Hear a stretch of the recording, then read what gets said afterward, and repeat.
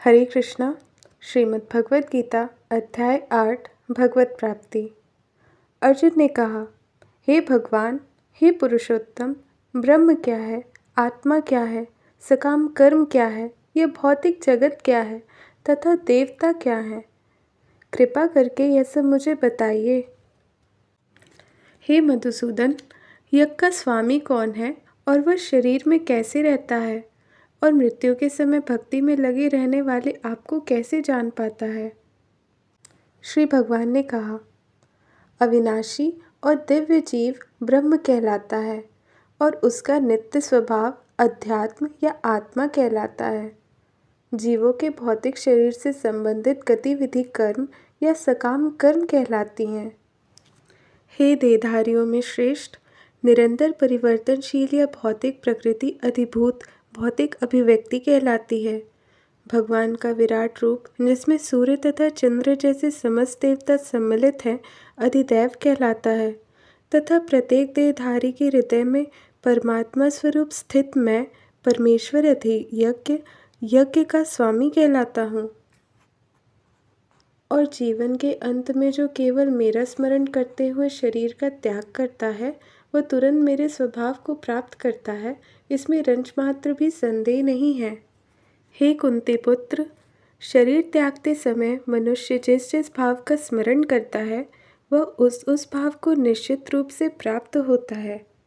अतएव हे अर्जुन, तुम्हें सदैव कृष्ण रूप में मेरा चिंतन करना चाहिए और साथ ही युद्ध करने के कर्तव्य को भी पूरा करना चाहिए। अपने कर्मों को मुझे समर्पित करके तथा अपने मन एवं बुद्धि को मुझ में स्थिर करके तुम निश्चित रूप से मुझे प्राप्त कर सकोगे।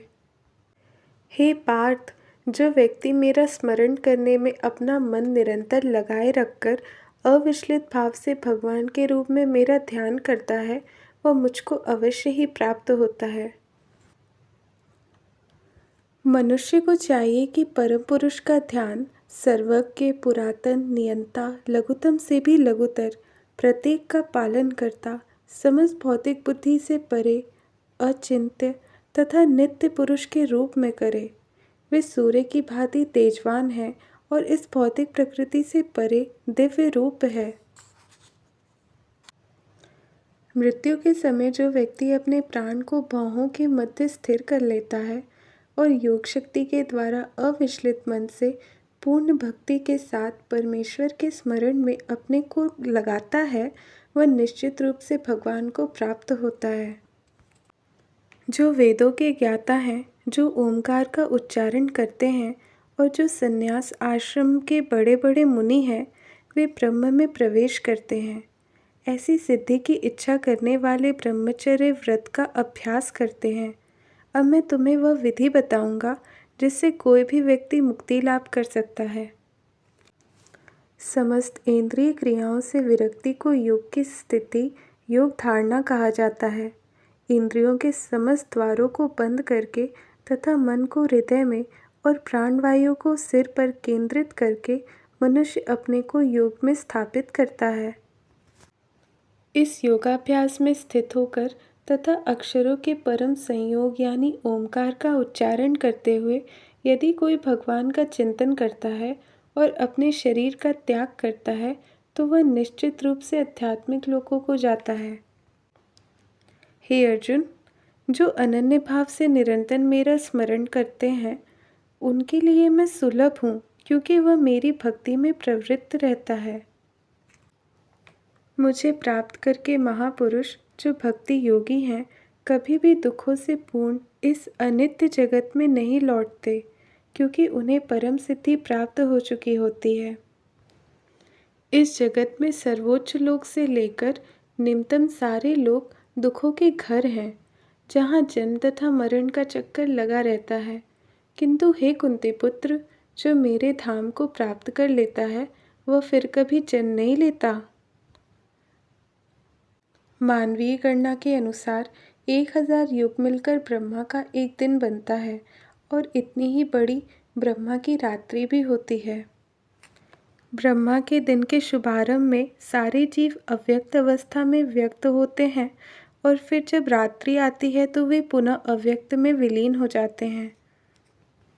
जब जब ब्रह्मा का दिन आता है तो सारे जीव प्रकट होते हैं और ब्रह्मा की रात्रि होते ही वे असहायवत विलीन हो जाते हैं।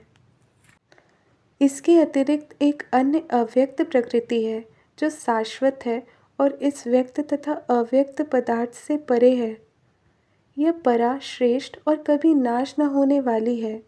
जब इस संसार का सब कुछ लय हो जाता है तब भी उसका नाश नहीं होता, जिसे वेदांती अप्रकट तथा अविनाशी बताते हैं, जो परम गंतव्य है, जिसे प्राप्त कर लेने पर कोई वापस नहीं आता, वही मेरा परम धाम है। भगवान जो सबसे महान है, अनन्य भक्ति द्वारा ही प्राप्त किए जा सकते हैं।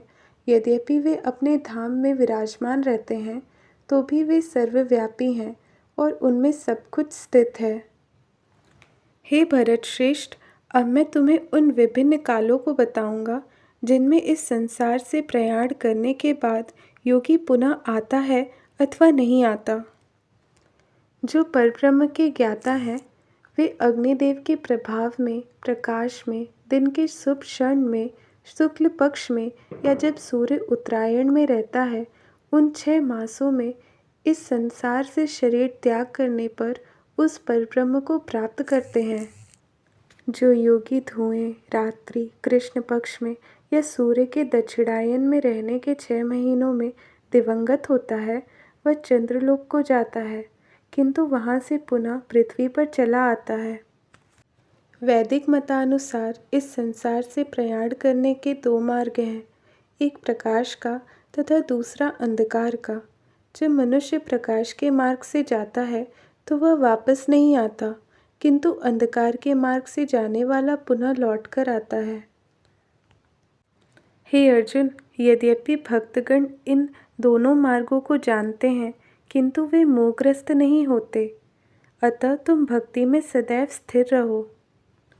जो व्यक्ति भक्ति मार्ग स्वीकार करता है वह वेदाध्ययन, तपस्या, दान, दार्शनिक तथा सकाम कर्म करने से प्राप्त होने वाले फलों से वंचित नहीं होता। वह मात्र भक्ति संपन्न करके इन समस्त फलों की प्राप्ति करता है और अंत में परम नित्य धाम को प्राप्त होता है।